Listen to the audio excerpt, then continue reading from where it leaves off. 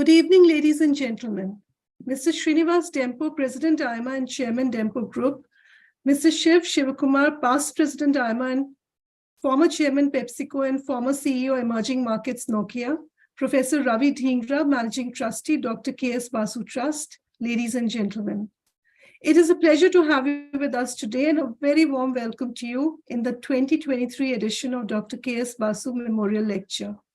Shiv, it's great to have you join us today and many thanks for agreeing to deliver the lecture/presentation, I would say, because that's what you do best, on the subject of leadership in the knowledge economy. Not only are you a celebrated business leader, you have also attained the stature of a management guru. You've written blockbuster books on management and you actively share your experience and wisdom with both students and your peers. You have been a trailblazer in business and organization reinvention through an era of transition from the industrial to the knowledge economy. You're the perfect person to speak on the subject of leadership in the knowledge economy, and we look forward to learning from your presentation today.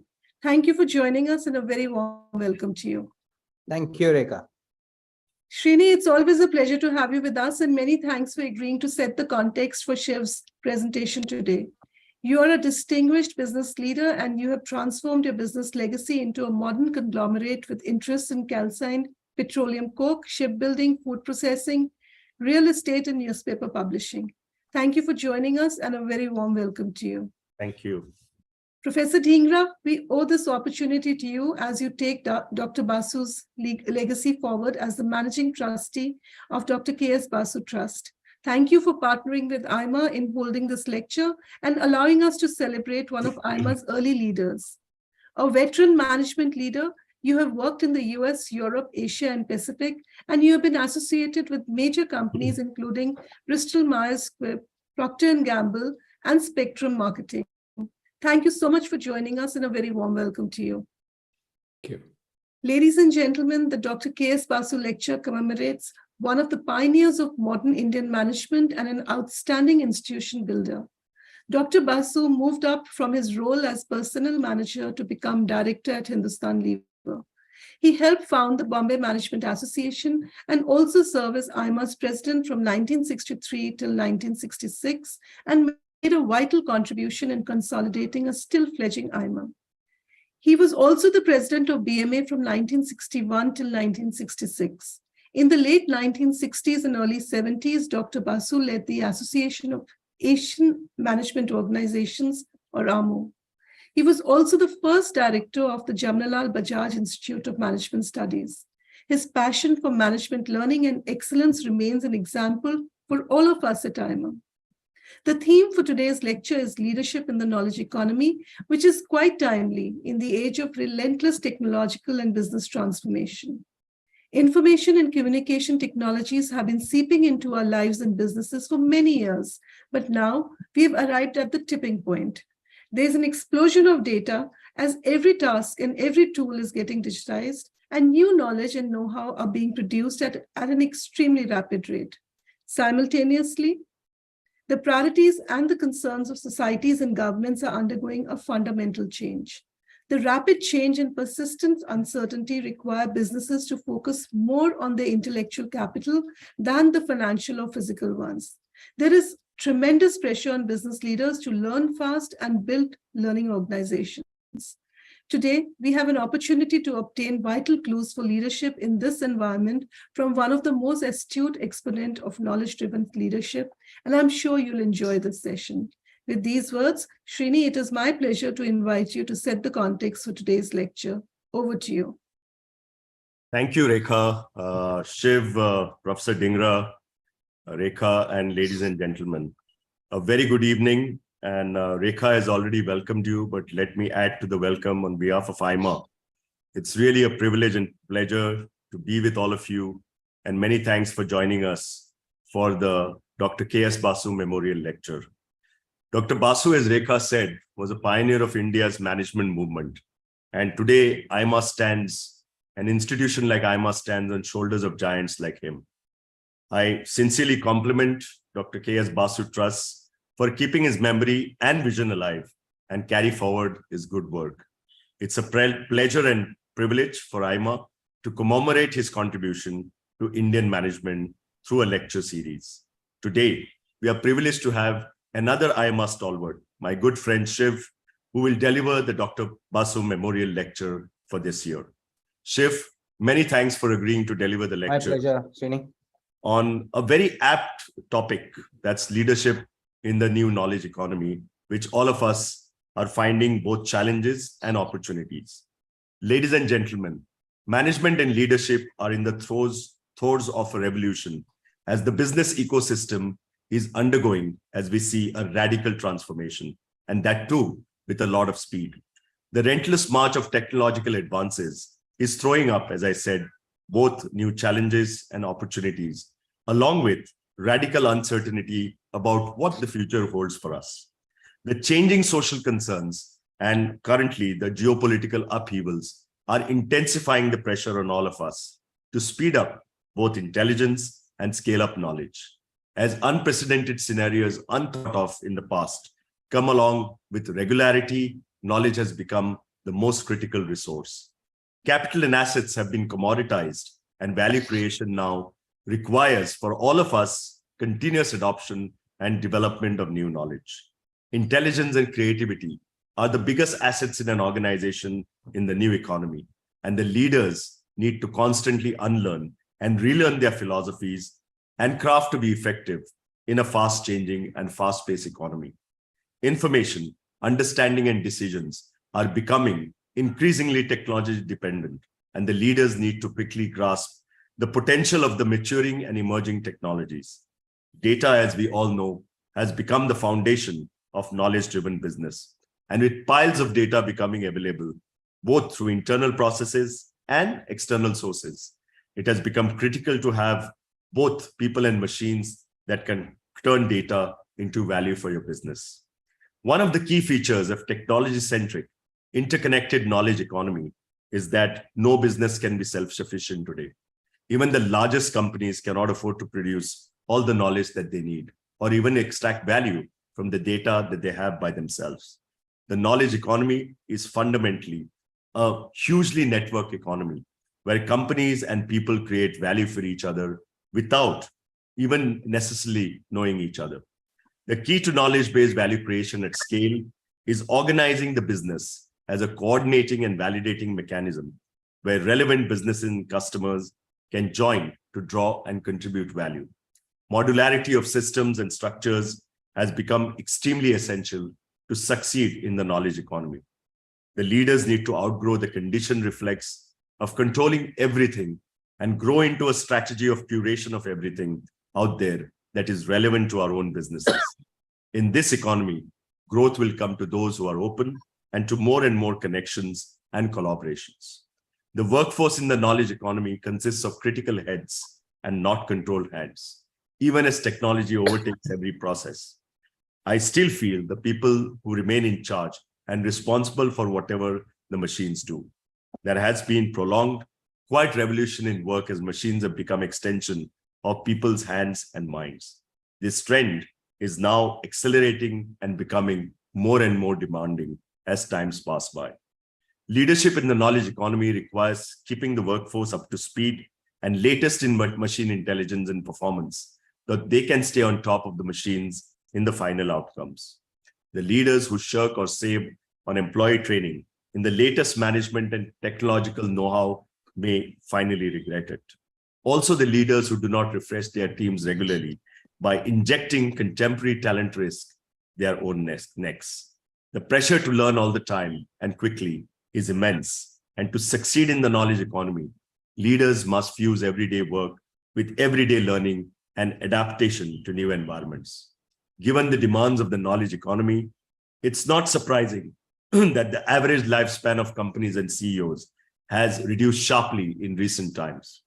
We are privileged to have an opportunity to hear Shiv, who is an outstanding business leader himself and who thinks deeply about leadership issues in this contemporary world.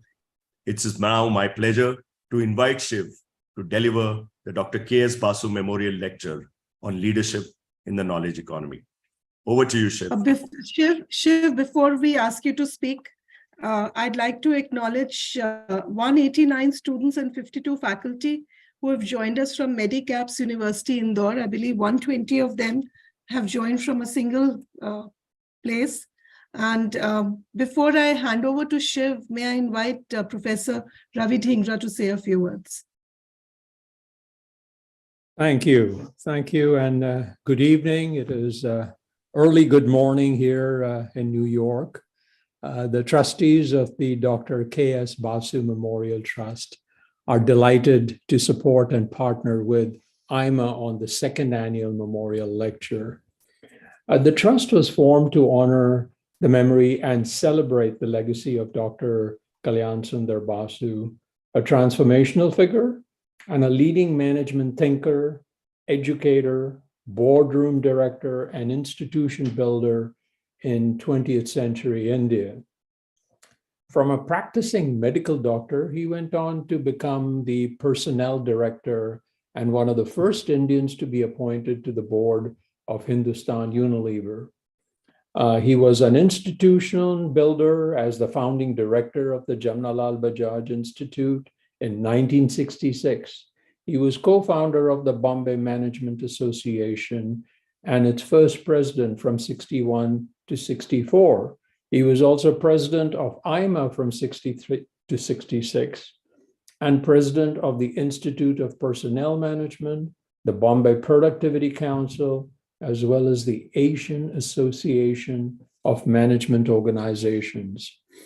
He was a very colorful and visionary leader and educator who inspired and mentored a whole generation of students who have made their mark as CEOs, entrepreneurs, and industrialists in India and indeed around the world. By the 70s, he had become an internationally recognized management educator and practitioner, lecturing and advising around the world. As I look back, there were three building blocks or pillars that defined his life's work. First was his drive for achieving excellence in every sphere. He believed that whatever he did had to be done exceptionally well. Second was his strong ethical principles and discipline, values which he instilled in all those he worked with and promoted good corporate governance. Third was his passion for Indianizing management training and practices.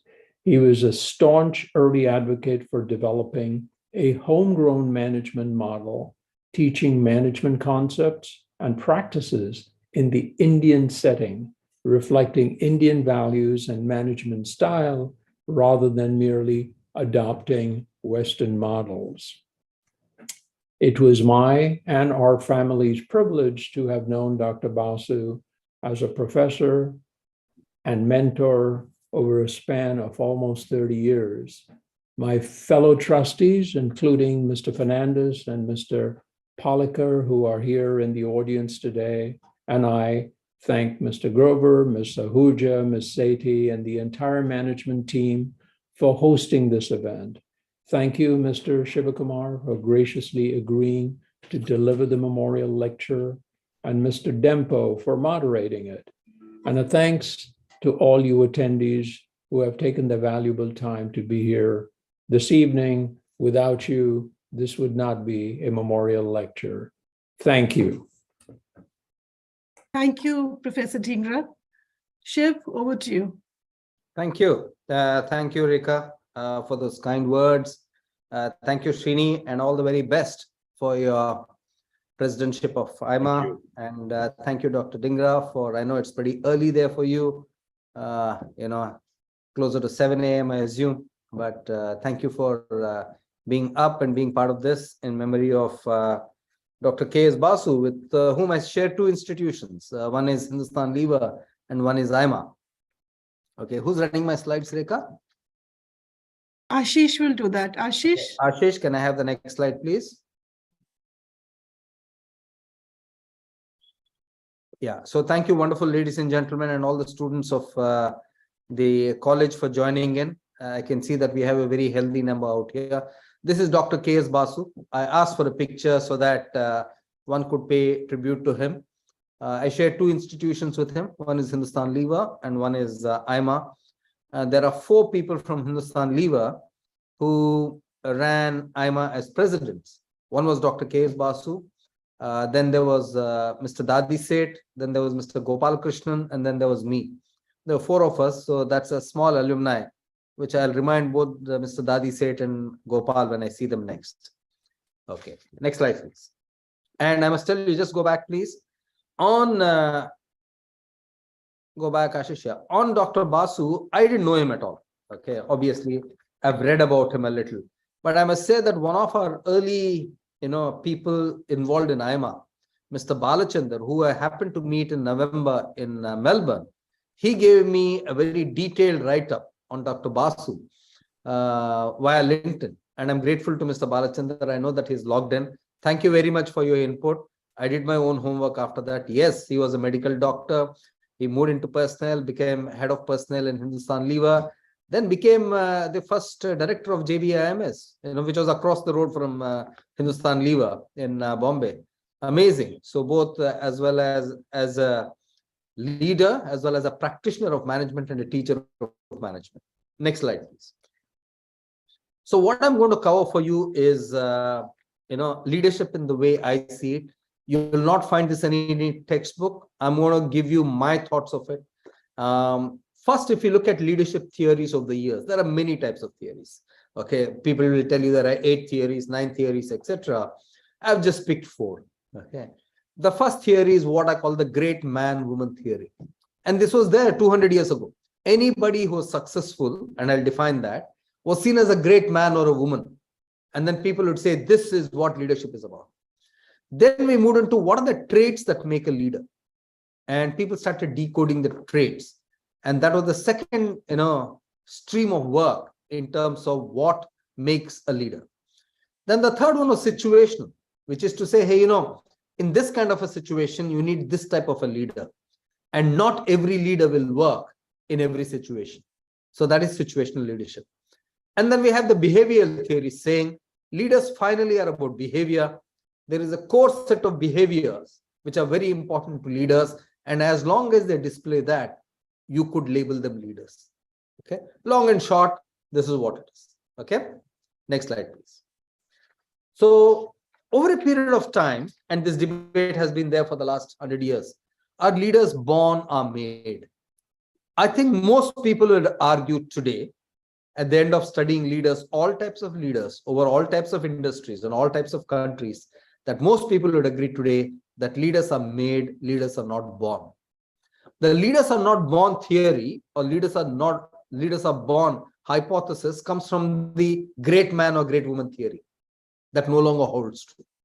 I don't think anybody will say today that leaders are born. I think leaders are made. That's the first thing that I'd like to start with. Next slide, please. If you go back 200 years, the early accepted leaders were kings and queens. And at best, their right-hand men or women.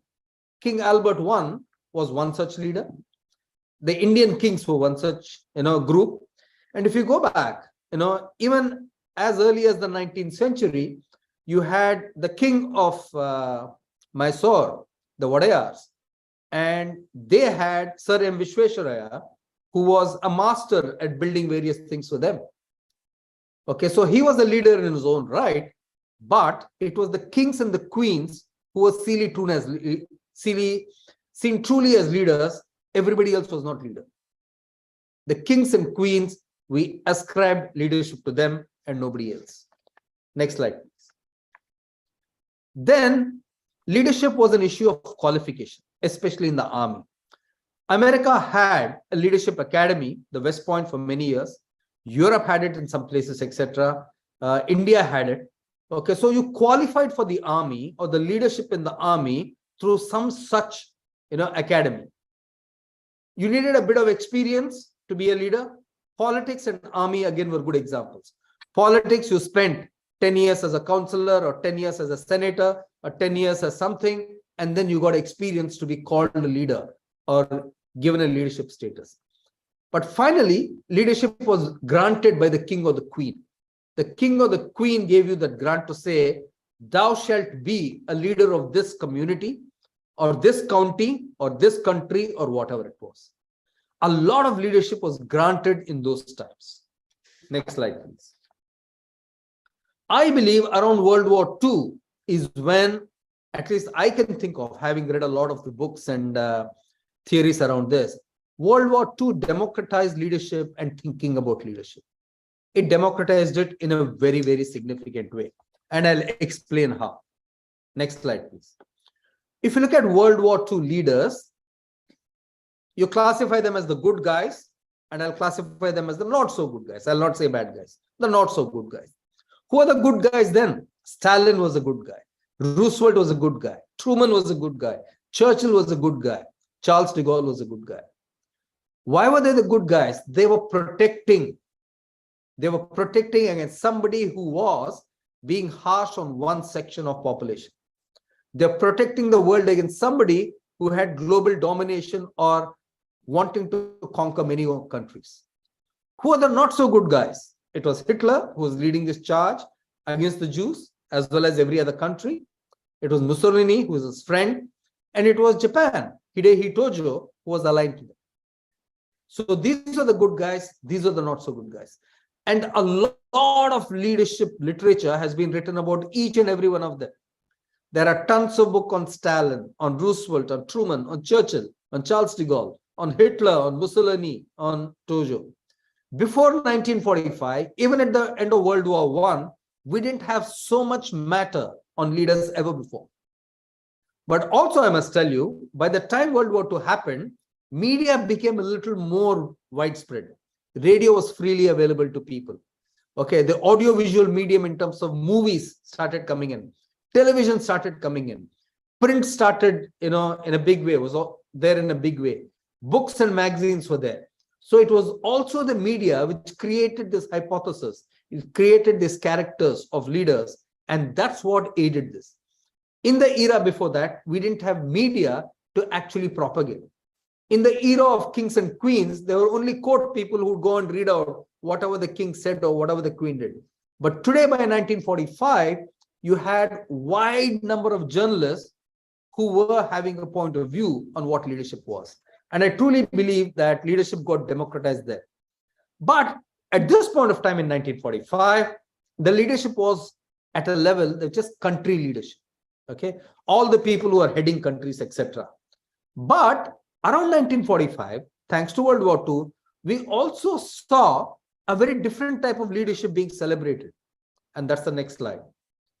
We saw in World War II,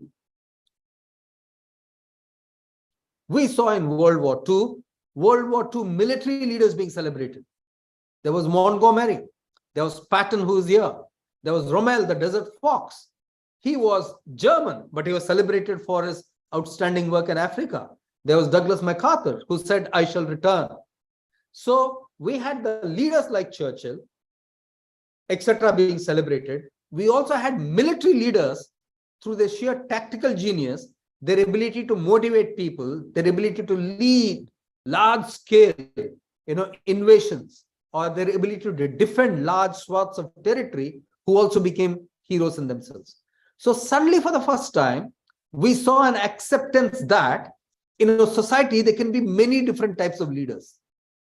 In the past, a society only celebrated the king or the queen as leaders.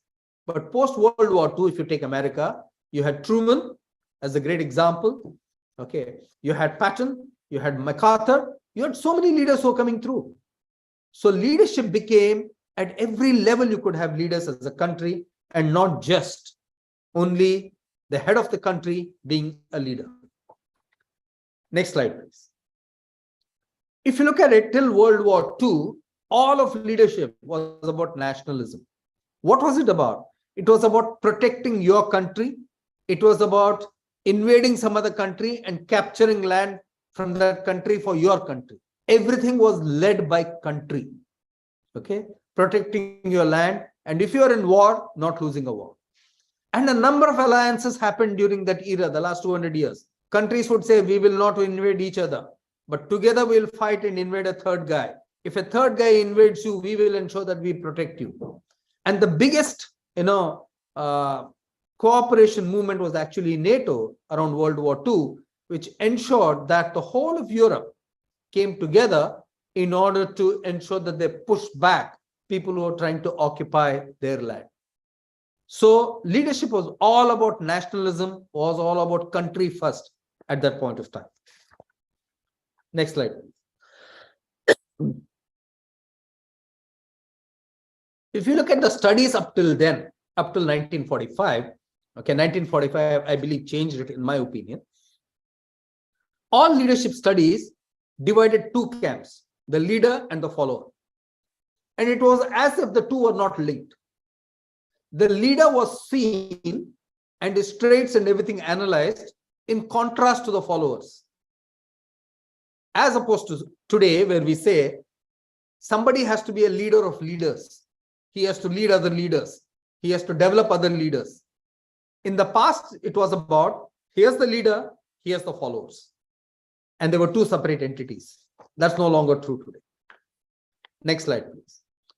Now, if you look at economy and how the economy was moving, the world moved from what I would say an agri-based economy for a long, long time, everywhere in the world, to a manufacturing base, a huge manufacturing base, thanks to World War II. I have a picture here of women assembling aircraft. There's a specific reason I picked this picture, and I picked this because in World War II, all the men were enlisted to go and fight for the country. That left only women back, and all the factories which required bombs or this or that, for the war, were virtually manned by women. And that's the point of time when people talked about around that time work-life balance. How will women manage work like this and go back home and manage the kids, etc.?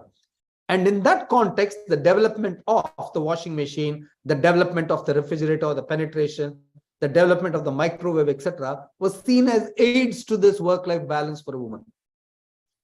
So manufacturing was big around 1945. Services were not big. The global services industry was very, very small. It was either agriculture or manufacturing. And most of manufacturing was controlled or dominated or funded by the government. Okay, so all of leadership theory was around machines. You had a machine, you applied theory and ensured that you got a particular output. Very few people engage with the minds and employees of people who are in manufacturing as leaders. Next slide, please. So around 1945, as I described to you, the bulk of leadership was vertical. You reported to somebody, somebody reported to somebody, etc. It was hierarchical. Okay, and it was command and control. Armies work best in a command and control model. And so a lot of people borrowed the principles from the army. Remember, what did the army do? They would say 21 battalion, land up here on this time, turn left, march for 2 hours, and that's where you'll engage with the enemy. Command and control. Everybody accepted that. Everybody felt that that was the right way for leaders to behave. In manufacturing, it was all about whatever you made, the product, be it a Bajaj scooter, be it an ambassador car, be it a Fiat car, you made it and you sold it. There was nothing called the consumer. There was nothing called anything else. You produced and you sold, and you took orders. It was the command and control, economy completely, and it was the command and control leadership completely. Next slide. How did things change and why did things change?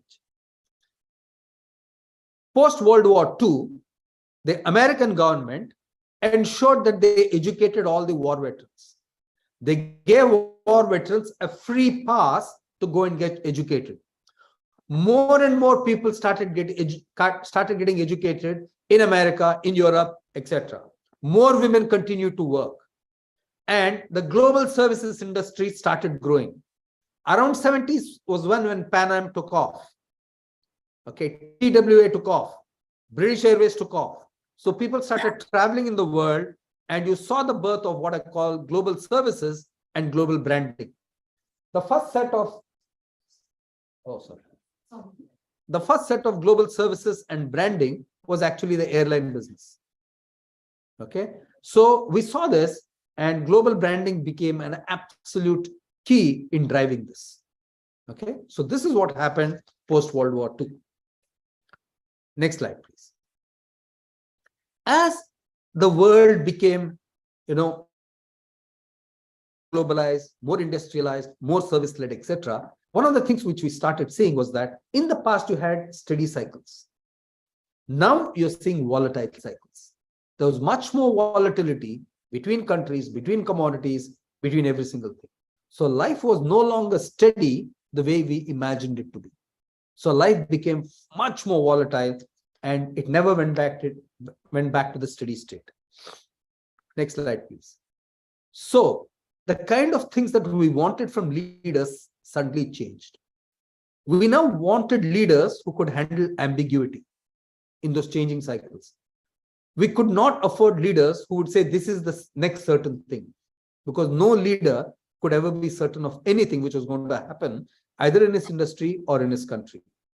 So life became much more ambiguous, much more difficult.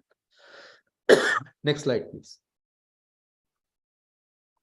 One of the things we always tell people is that be a lifelong learner. But learning is like being a sponge, you learn a lot. But the shift in leadership in a knowledge economy is you can learn a lot, but if you do not teach, you do not have a teachable point of view, then you're not able to inspire or you're not able to motivate people. So in the new economy, I would say you need to learn a lot, but more important, you need to teach a lot. If you cannot teach, then there is no point in whatever you're learning. Next slide, please. In the new knowledge economy, accountability and respect lead to trust. You need to hold people accountable, but you need to respect them also. What I call respectful accountability. You need to challenge people to deliver the results. You need to challenge people to do what is right for the institution. If they do that right, then they will have trust in you and you will have trust in them. Next slide, please. I would actually tell you that in today's world, in a digital economy, you need to move from what I call accountability to accountability. When you hold people accountable in your organization, how many people can you count on to say they will do what is right and they will deliver on what is right or what is expected of them? So while you hold people accountable, also do a simple check in terms of asking yourselves, how many people are truly countable as opposed to just being accountable? Next slide, please. The big shift I would put on 5 dimensions for you from what I call moving from a vertical to a horizontal leadership. The first is partners. In the old vertical method, you did everything yourself. A company had its own travel agent. A company had its own kitchen. A company had its own drivers. A company had its own everything. Today, that's not true in a digital era world. You partner with like-minded people in the ecosystem, which is most profitable for everybody in the ecosystem. You don't need to do the distribution or delivery yourself. You can get it done through anybody in the ecosystem. So ecosystems are horizontal today, no longer vertical like they were in the past. Next, if you look at employees. No, go back, please. Go back, Ashish. If you look at employees in the past were for life. People would join a company and leave a company. They would never leave a company. They'd retire. And we would say hire to retire. Loyalty was absolute key variable. If somebody joined you and left you in 5-10 years, you'd feel horrified that somebody had left you for good. That's not true at all today. Today, people come in and out of organizations. What is key today is that the employee is saying, I have my talent, I have my capability, you are hiring me for my brains. You're not hiring me for loyalty. Loyalty is an old concept. A lot of Indian organizations value loyalty. What I truly tell you is value commitment and capability. Somebody who is loyal is most likely not capable. Somebody who is committed is most likely going to produce results for you. Communication. Most of it was one way. Remember what I told you about how the kings and queens communicated? They would communicate via a scroll. A town crier would go and read it out. Your king has decreed that, this, etc. The same thing happened even with leadership. We communicated in a physical mode. We'd print letters, we would send posters wherever it is across the country. And all communication was domineering. I, the leader, know, you, the follower, don't know. I need to tell you what to do. It was a hand-me-down. Today, it's two-way.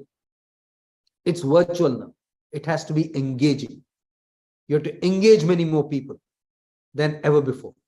In the past, people were happy to receive a letter from you and comply with it and follow instructions. Today, you need to engage with them. You need to convince them as the leader in a digital world. Tenure in the old way was about a decade.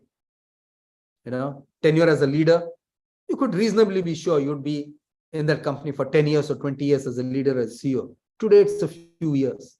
Rekha mentioned this, I think. The average tenure of a CEO in India today is 4 years. Average tenure. 20 years ago, the average tenure would have been 10 to 15 years. Nothing less.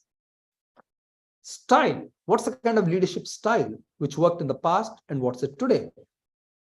In the old days, order was important. Everything was ordered. There was a process. You order people, people got it done, they reported back to you. Today's leadership style is much more about an orchestra. Imagine the way the conductor conducts the orchestra. The conductor has many instruments in front of him. He will charge one instrument to start. He'll ask somebody to stop. That's what he does. He has his back to the audience, but he's facing his team, and he produces great music. That's how leadership has changed in a digital world compared to a vertical world. So I repeat again, companies did everything themselves. Today they partner effectively. So today is about ecosystems and not company versus company. Employees were there for life. Loyalty was the variable. Today employees come in and out. Capability is the key thing, not loyalty. Communication was one way. It was physical and it was domineering. In a digital world, it's two-way, it's virtual, it's engaging. The tenure of a CEO or a leader in the past was close to a decade. Today, it's a few years. The style was order. Today, it's much more orchestration. So, my last slide. So, in summary, I would say I have traced for you how leadership has evolved from the time of the kings and the queens 200 years ago to now. We saw the first symbols or signs of leadership around World War I. And I think we saw a broader understanding of leadership around World War II, when truly the world celebrated national leaders who were political leaders. The world also celebrated military leaders. And that body of knowledge which we learned from World War II has seen us through. Post-World War II, we saw many people getting into college. We saw a lot of women getting into the workforce. And we saw new branding and globalization of industries, starting with the airline industry. So as global branding started, global services started, the shift from manufacturing and industry or manufacturing as an activity to services and leadership very differently started. The advent of technology has ensured that the whole concept of the organization, in the vertical way in which it was run, in the command and control way it was run, has moved into a horizontal way. Today, what matters is knowledge. You have to be a good learner, but you have to be a great teacher. Today, what matters is ecosystem partnerships, and you need to get that right. Today, what matters is honest, authentic engagement with employees and not a hand-me-down or order. Today, tenures are very small. Life cycles are very rapid and volatile. So that's the kind of leadership which I personally believe works in a digital era. So that's all I had to say, ladies and gentlemen. I've taken 25 minutes of your time. More than happy to take any questions, any thoughts that you might have. You're free to ask me anything under the sun. Thank you. Thank you, Rekha. Thank you, Srini. And thank you, Dr. Dhingra, for being here. It's wonderful putting this together for all of you.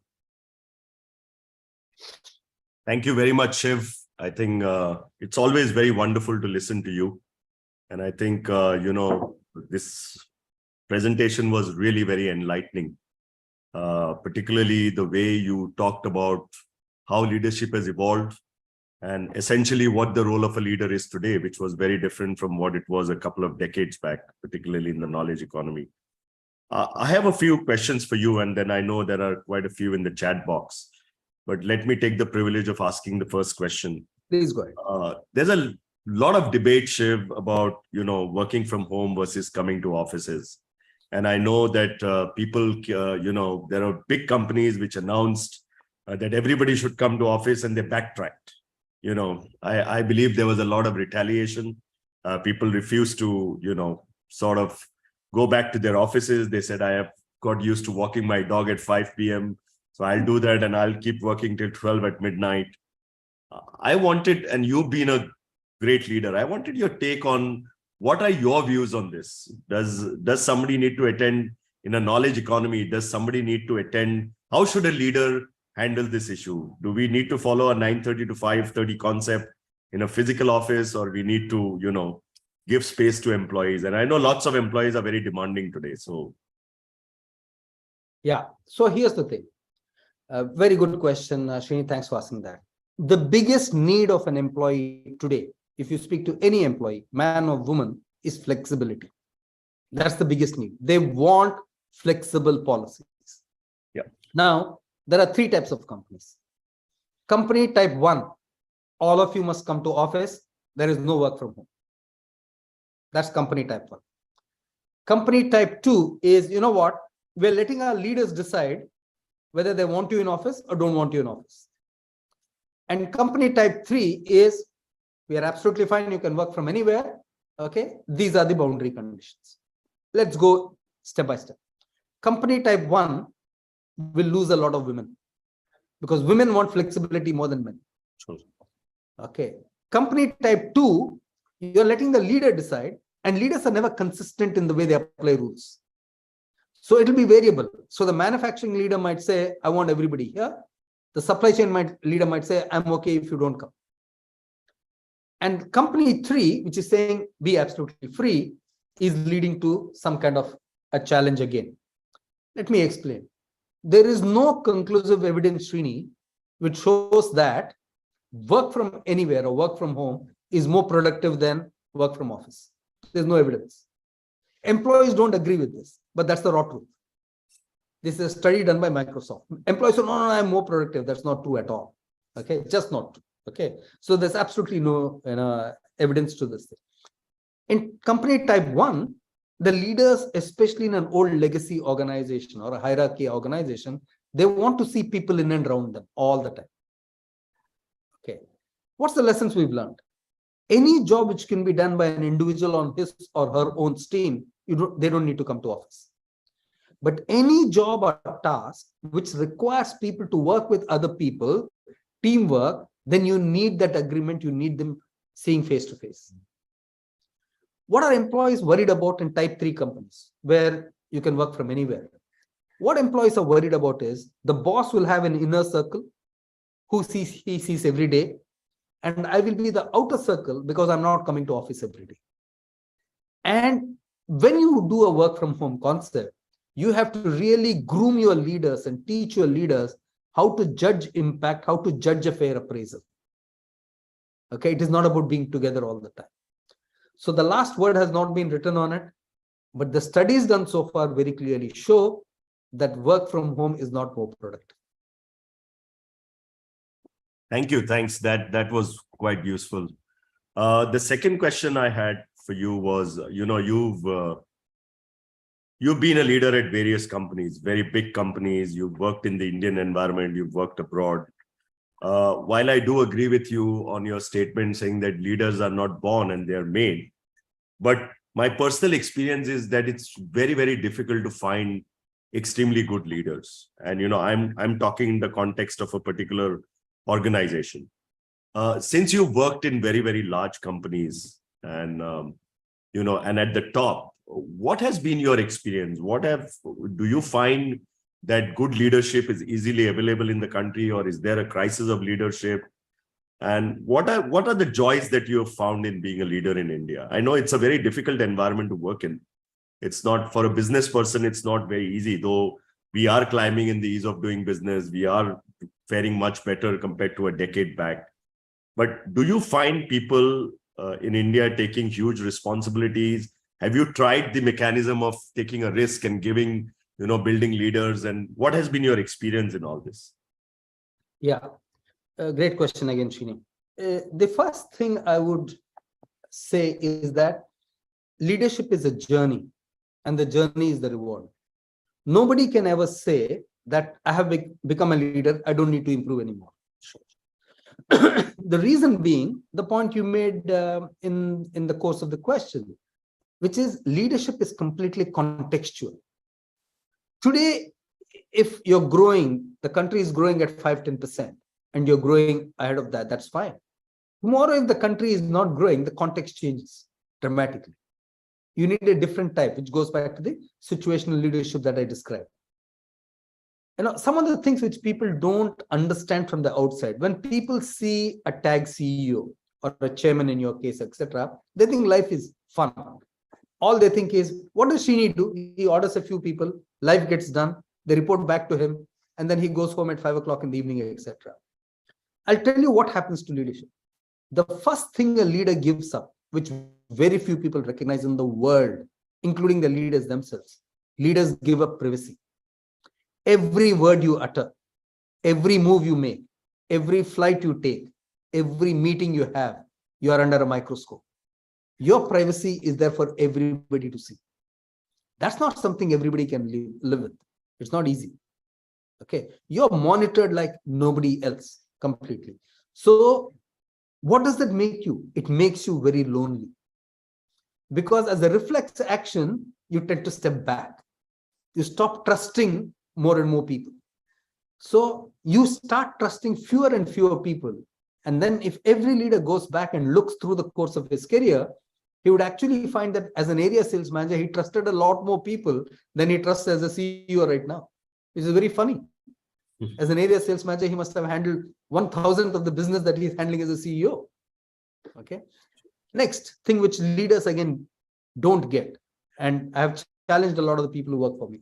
Leaders never get positive appreciation, Srini.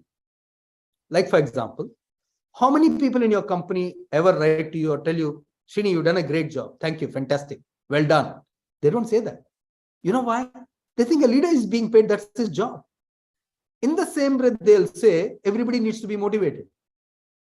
But they are not motivating you ever. So people think that somebody becomes a leader, he's impervious to all these human emotions and tendencies, which is completely, wrong. The other thing, which again, a leadership challenge. Once you become a leader, who develops you? You have to develop yourself. The last training course I went to was in 2011, when I went for the Nokia Panorama course in New York and Helsinki. I've not gone for a single training course after that. I'm self-taught. So leaders need what I call a classical education or a degree education. They need self-education. They need to educate themselves all the time in order to stay relevant for tomorrow.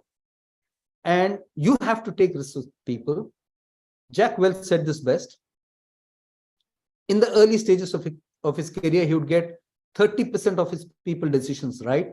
By the end of his tenure as CEO after 20 years, he got about 50 to 60% right. The biggest bet we take on people is the bet for leaders. Half of them don't turn out to be right. So you have to get better and better at judging that. That is the biggest risk that all leaders have. Thank you. Thanks, Shiv. I'll move on to the chat box because there are quite a few.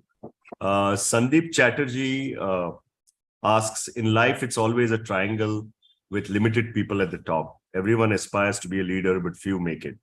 If everyone aspires to be a leader, then what happens to the followers, as it's considered second grade to be a follower? What are your views on this? I think it's completely wrong, Sandeep. You need to change your mindset. I have yet to see a good leader who's not been a great follower. I want to repeat it again. Good leaders are great followers. I am an institution man. I will work for the best interest of the institution. I'll never pull my boss down, etc. I'll do what is right for the institution.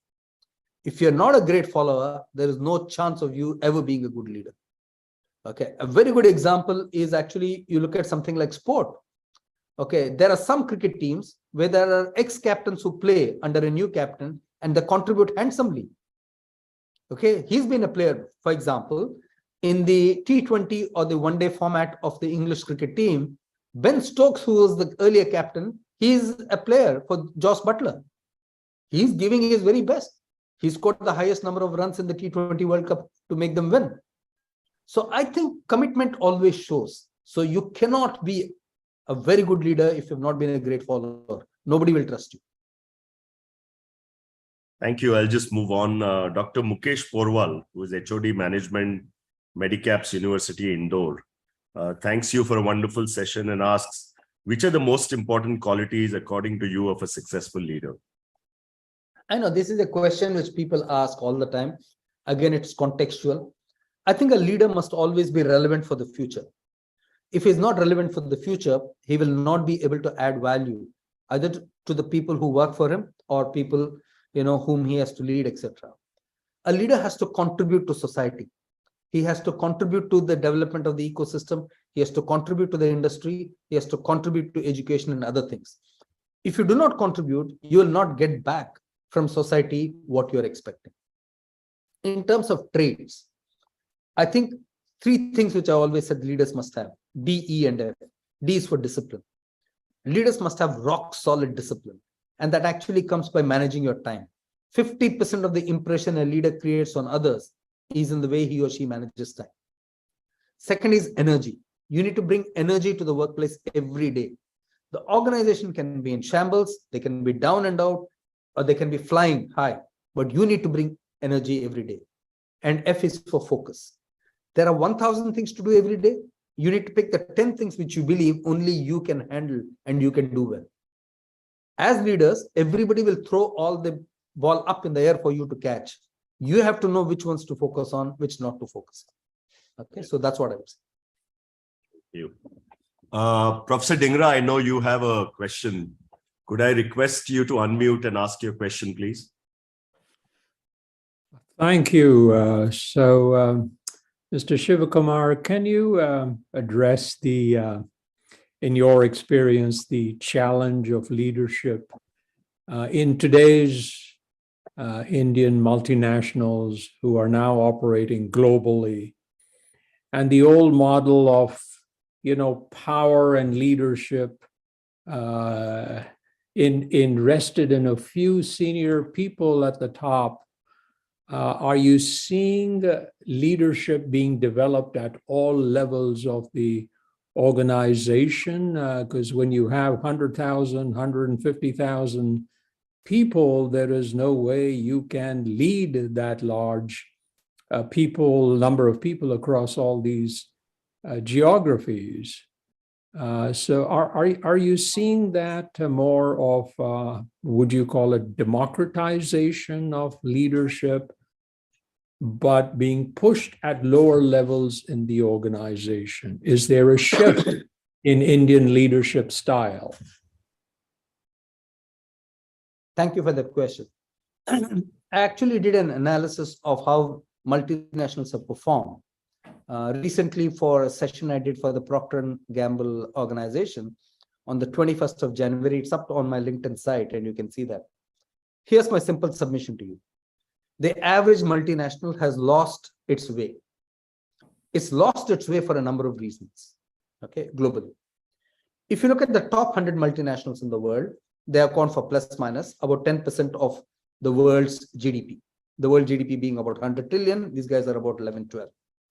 The top 100 multinationals, if you take 92 non-tech multinationals and you take 8 tech multinationals, the non-tech multinationals, 92 of them have grown in the last decade 3.85% when the global GDP was 3.5%. That's underwhelming growth. Now, these are the biggest multinationals in the world. They're growing at global average. Then obviously they're doing something very, very wrong. The tech companies, on the other hand, the 8 tech companies have grown 8.5%. Let's look at profitability. What's happened? The 92 companies have grown profitability by 7.5% over the last 10 years. However, the tech companies, the 8 tech companies, have grown 16%. So why nationals lost their way? The first hypothesis I have is the structure. Multinationals have become much more about alignment today. Multinationals truly grew when the country managers were entrepreneurs. Now the matrix structure, everybody has a right to say no, nobody has the right to say yes. It's completely confused. So that's one fundamental flaw in the global operating model of the multinational. Second is multinationals are constantly being challenged. How much central, how much decentralized? How will I look at talent at a global level, at a local level? My partnership, is it at a global level or a local level? So every single thing compromises time. In a world where agility is very, very crucial, they've fallen slow and they're extremely slothy, at this point of time. Next, if you look at the capital in any country, there are two types of capital for an organization. One is intellectual capital, which multinationals had a lot of and continue to have of, and there is social capital. Local companies, be it in India, China, Thailand, or Africa, they have developed more intellectual capital. However, multinationals have not developed more social capital. So these are the kind of things, and multinationals always end up having a higher cost of governance, or what I call a handcuff cost of governance, in the way they operate. I work for 90% of my life in multinationals. This is something I've said in every forum. I'm going to speak to one of the multinational boards end of this month. I'm going to tell them exactly this. Till they go back to revisiting what made them successful, great products, premium pricing, okay, premium branding, entrepreneurship. Till they go back to that kind of a model, they're not going to work. Thank you. Ragashri D. Nair asks, in the era of Chat, GPT and Bard, how could leaders sustain innovation and creativity? I think these kind of things come up on and go. That's like saying in the era of mobile phones, okay, how do you communicate? You have WhatsApp, right? You have SMS, right? You have email, which is on your phone, right? So you are accessible to anybody, right? At any point of time. So I don't think you should think along those lines. I think life is a continuous cycle. You'll get more and more challenged, more and more this thing. For example, there will be some effects. For example, let me explain the effect of the mobile phone. One of the things the access of the mobile phone has done, it has removed the second layer in an organization. Remember in the old days, we used to have a deputy chairman, okay, deputy CEO, doesn't exist anymore. If the CEO went on leave for 2 weeks, the deputy CEO would be told, manage the ship for those 2 weeks. Today, it doesn't matter. Wherever the CEO is, he's contactable. So the role of the number two, a second in command, has completely got vitiated. So like that, there will be some impact. But Chat GPT or whatever it is, I think you should look at concepts like ONDC, etc., which are going to make B2B brands just as powerful and just as imaginative as B2C brands. My last question, Shiv, because in the interest of time, it's almost getting to be 5:30. How do we ensure that experience does not become a nice to have as against youth and energy as the way for organizations to recruit talent these days? Good question again. Thank you for asking that. See, experience has to be relevant for what you'll do in the future. Having experience in an area which is not relevant for you in the future is no experience at all. Okay, so let me give you a real example. Let's take manufacturing. A bulk of India's manufacturing managers, plant managers, VP manufacturing, etc., will retire this decade. Do you know why? 1991 was when the boom started after the liberalization. We established a lot of factories, manufacturing got its due, etc., etc. Now, each of these guys have had to learn robotization, automation, every single thing.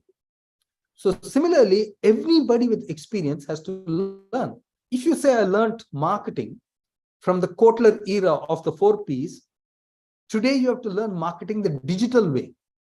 Yeah. You might have the fundamentals of marketing, but you need to reapply them and rethink them to that. I talked about engagement with employees. In the past, engagement with employees was one way. You might have been damn good at it, but today it has to be two-way in the way you engage with people. So you have to adapt the experience to the context, which is the digital world. Thank you. That gets us to the end of the session. Let me warmly thank Shiv for doing this for us. I think this was wonderful, as I said, full of learning.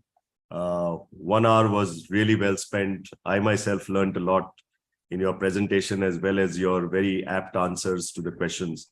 So thank you, Shiv, and looking forward to seeing you soon. Thank you. Over to you, Rekha. Thank you, Shiv. A lot of what you said struck a chord, and you were outstanding as usual. Thank you for doing this for us. It's getting more and more difficult to get your time. So I'm really happy. But as I always say, I'm AIMA's son-in-law, right? So you have first call over my time. But thanks a lot. I'm sure the audience, you can see from the reaction. I don't have to give you feedback. The feedback this time is there for you to see. Thank you. So Thank you very thanks. much. All the best, guys, and do Thank I well. want to thank, Thank you, really Professor want to Dhingra. thank Professor Dhingra. Thank you Thank so you. much. Thank you to Thank you you very and your much. fellow trustees for trusting AIMA with such an important program. And I Thank assure you. that we would do our best going forward to make sure that we have outstanding speakers for each of the sessions. And It thank has been a great partnership. Thank you very much. Thank you. Thanks for Thank doing you. this. And thank you to the audience. Thank you for joining us. It was great having you with us.